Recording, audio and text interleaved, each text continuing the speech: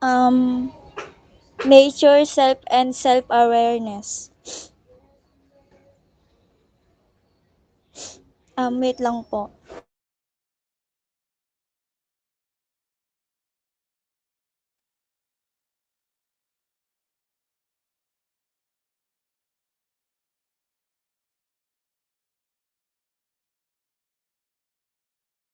Um, sa learning objective naman po, the ah, at the end of the lesson, students are affected, affected. Define self-awareness, do self-analysis and expectation, the rational rationale of who are you, who are organized and use John window self in identification, promote self-awareness among youths. Next po.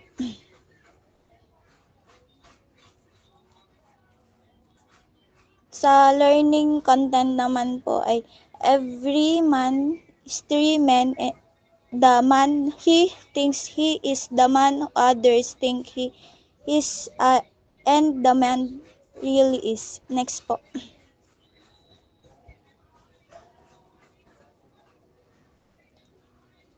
Di ko na po babasahin, explain ko na lang po. Dito naman po sa self-awareness naman po ay dito ay ang kaalaman na sa sarili ay hindi isang beses na kaganapan, ngunit isang patuloy na proseso ng pagtuklas sa sarili. Nangangailangan ito ng pangako sa pagsisiyasat, pagpapamunimuni at paghahanap ng feedback mula sa iba. Habang natuto tayo ng higit pa sa tungkol sa ating sarili, naging mas may kapangyarihan tayo gumawa ng may positibong pagbabago, bumubuo ng matibay na relasyon at makamit ang ating layunin. Next po.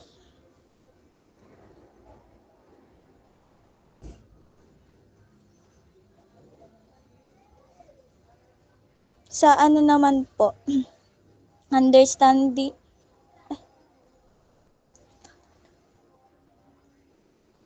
understanding yourself in relation to others.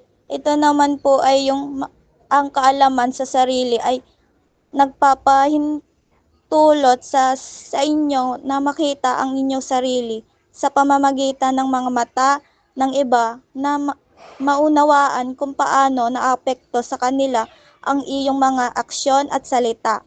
Nagpapatibay ito ng impluwensya, nagpapatibay ng mga relasyon at tumutulong sa inyong mga negative sa mga social na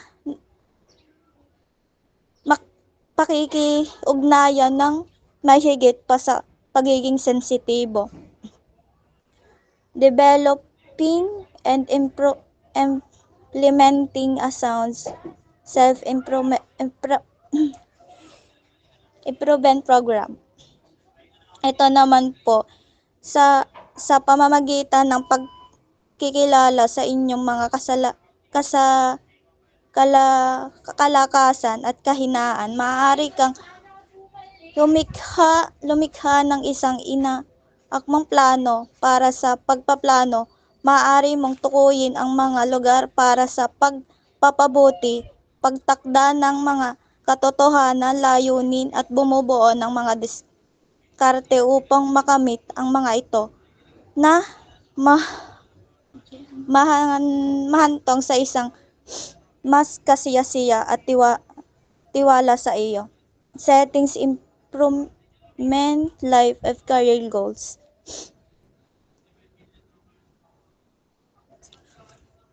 Ito naman po, tinutulungan ka ng kamalayan sa sarili na ayon ang iyong mga layunin na iyong mga halaga, hiling at kakayahang binibigyan ka nito ng kapayapaan na gumawa ng matinong mga desisyon tulad ng mga pagtupad ng mga landas ng karera, lumikha ng isang buhay na sumasalamin sa iyong tunay na sarili. Development relationship with others. Ito po ay ang kamalayan sa sarili ay nagpapaunlad ng emosyonal na katalinuhan na nagpapatulod na kataluhan sa pagpapatulod ng inyong pangunawa at tumutugon sa mga pangangailangan ng iba, tinutulungan ka nitong bumuo ng tiwala, pakipag-usap ng epektibo at lumikha ng matibay at pagmatagalang mga konsensyon. Understanding the value of diversity. Ito po yung sa pamamagitan ng pagkilala sa iyong sarili, mga bias at pananaw, maging mas bukas ka sa pag-unawa at pagpapahalaga sa mga pananaw ng iba. Itinataguyod nito ang pagiging kasama, nagtataguyod, nakikipag-ugnayan at nagpapayaman sa iyong buhay. Maging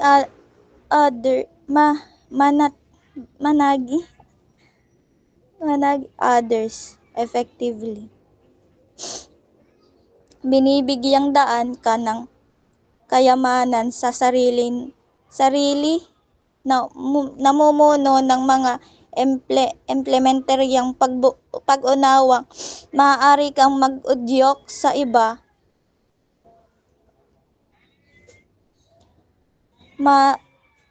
magtalaga ng epekto at lumikha ng isa pang positibo at sumusuporta sa kapaligiran o sa trabaho. Increase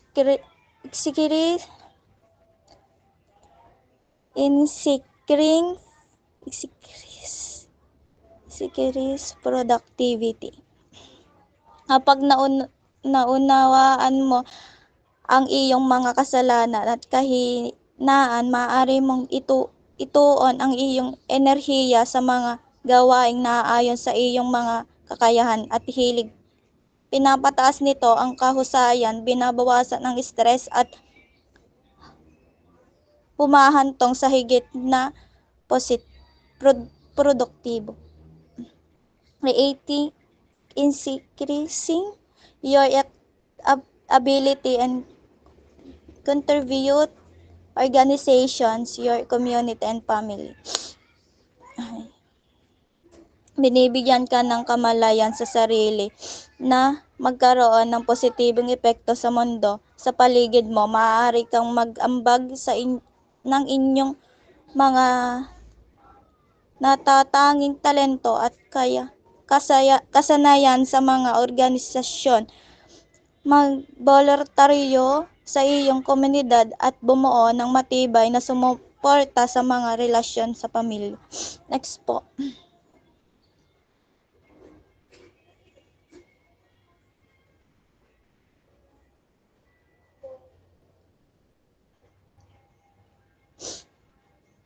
Ito naman po ay yung bigyang pansin ang isang mga iniisip, emosyon at pag-ugali sa iba't ibang sitwasyon. Pansinin ang mga pattern, trigger na maaaring maka-impluwensya sa iyong paggawa ng desisyon at ang mga aksyon. Pinapanatili ang inyong upang sumubaybay ang inyong obligasyon. Next po.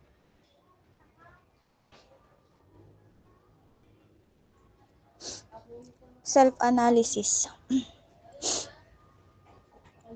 Ang pagsusuri sa sarili ay tumutukoy sa proseso ng pagsisiyasat sa sarili at pagmuni-muni sa kadalasang nandiyon ng mga makabuluhang desisyon o krisis sa buhay, kung saan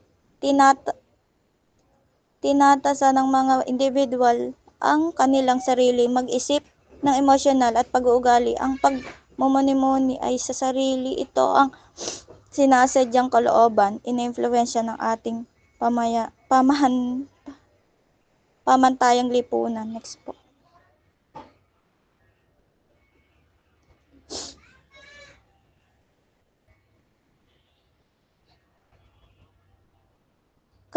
Characteristic in the patterns on your qualities.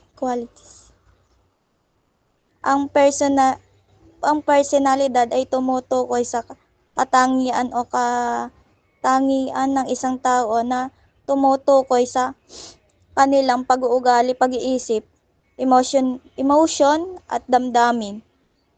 Interest. It is what you enjoy doing. Ito po yung yung nahilig ka ba sa pagpipinta, pagtutugtog ng musika, pagsusulat, paglalakad, pagluluto, yung mga habits nyo ba, yung gano'n. Up to this. What are you good at? Ang mga kakayahan ay ang iyong likas na talento at kakayahang kinakatawan ni kung ano ang likas na galing mo, kung ano ang madaling makuha sa iyo at kung saan meron kang natural na hilig. Madalas na inilalarawan ang mga ito bilang regalo at ng lakas. Mga lakas. Values. Things that are important to you. Kabila sa mga halimbawa naman ng mga kakayahan, ang likas na talento ay para sa musika or sports. Ang bawat tao ay may ilang mga bagay na mas madaling dumating sa kanila kaysa sa iba. Halimbawa, ang isang tao ay maaaring isang matalinong pintor ngunit nahihirapan sa pagsulat. Ang isa pong tao ay maaaring maging mahusay sa pagkonekta sa mga tao ngunit nakaramdam ng kaawa-awa sa paggawa ng needs. What do you need to have satisfying your life?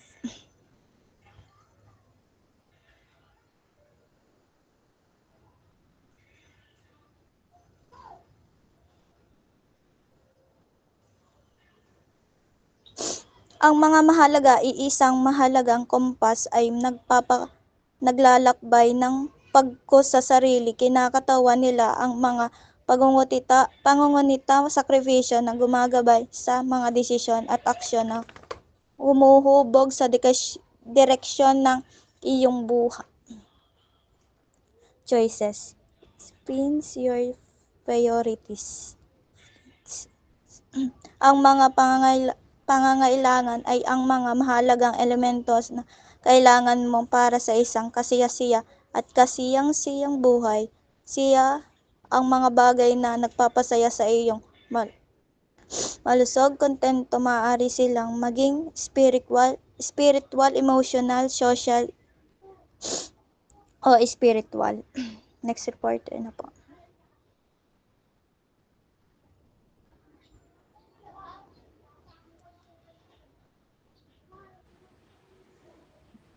Next naman po is behavior.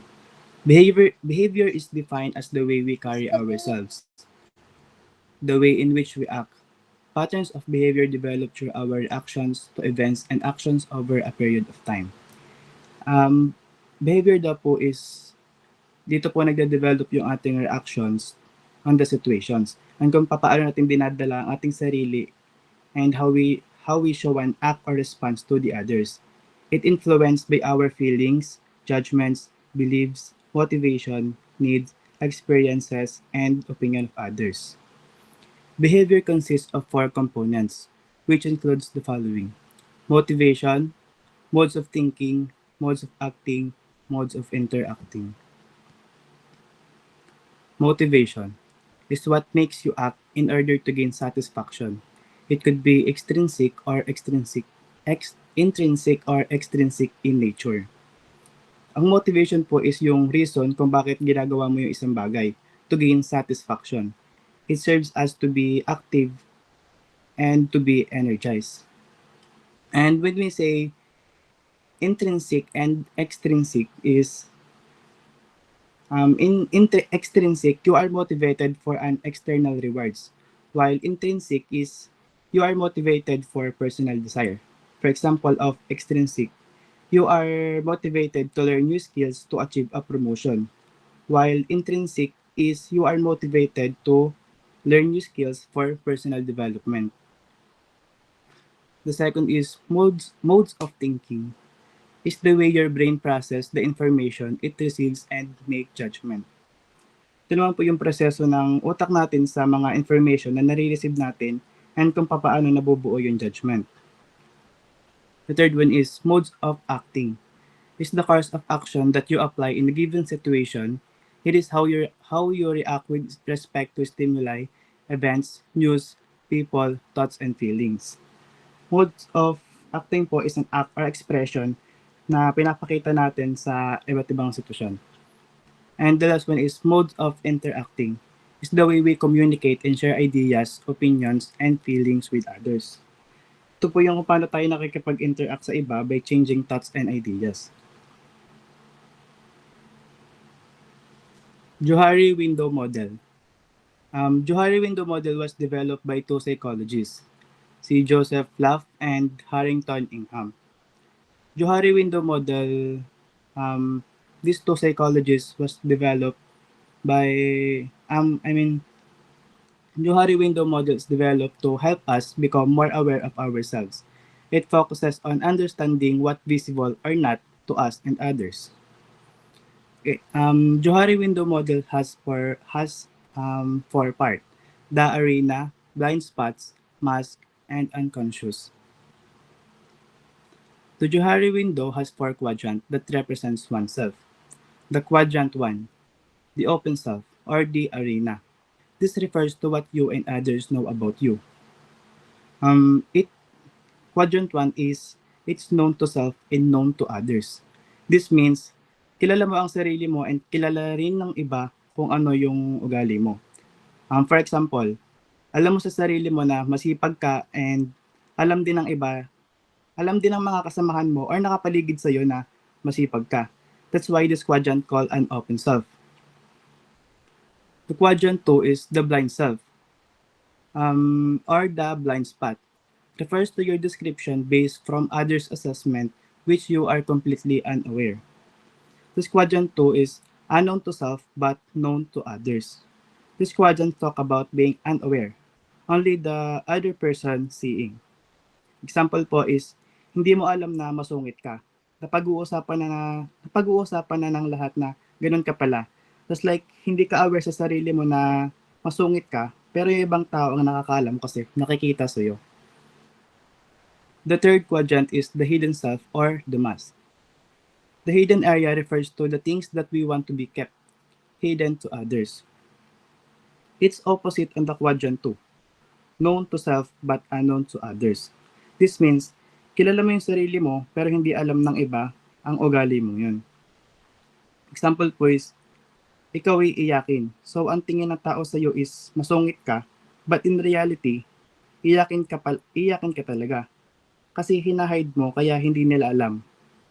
Also, this quadrant is a secret information that we know about ourselves but we don't reveal it to the others. And the last quadrant is the unknown self or the unconscious. This is the part of ourselves which neither you nor others know. It's unknown to self and unknown to others. Hindi mo alam and hindi rin alam ng mga taong nakapaligid sa iyo na may ganun ka palang kakayahan. Example is, takot ka sa public speaking. So here's sa unknown to self and unknown to others, hindi mo alam na magaling ka pala magsalita sa harap ng maraming tao. Like ang alam mo lang and ng iba is mahiyain ka, takot ka sa maraming tao. But because of this, na-discover mo na magaling ka pala sa public speaking, na hindi mo alam na may ganun ka palang kakayaan at hindi rin alam ng iba na may ganun kang kakayahan. Values and value formation. Value is defined as a principle or belief that a person prizes and publicly affirms with conviction, acts on consistently, and chooses from among the alternatives. Values are shaped through school, workplace, religious affiliation, mass media, and the person's upbringing from the family and friends. Value formation is a continuous process. By which values develop, it can be influenced by parenting styles, family modeling, and life experience. It may be divided into three categories. The first one is choosing. Values must be chosen freely. The person makes a free choice and is totally accountable for the choice he makes. This categories talk about how we make a choice. Second is pricing. A value that has been chosen should be prized and cherished. It should be affirmed and the person should admit it publicly. Pricing naman is on how the chosen was treasured. Kung paano natin pinapahalagahan. And the last is acting. Value should be reflected by our actions. There must be committed in action which would change one's behavior.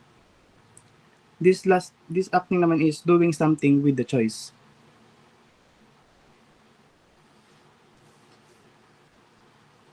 Values may be classified in terms of following: personal values, family values, spiritual values, work values, career values, social and humanitarian values, and cultural values.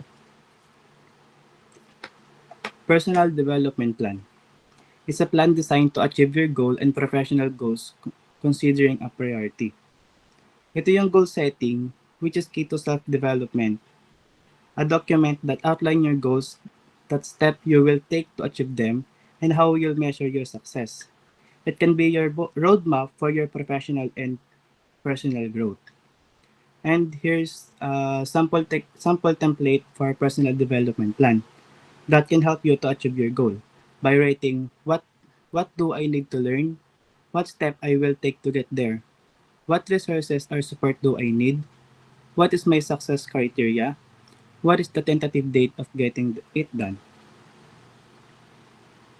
And that's all for the lesson 19 po.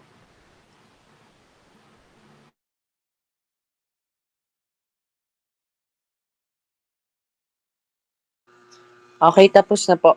Mr. Wait lang po. Mr. Ukol, makikisend na lang po ng inyong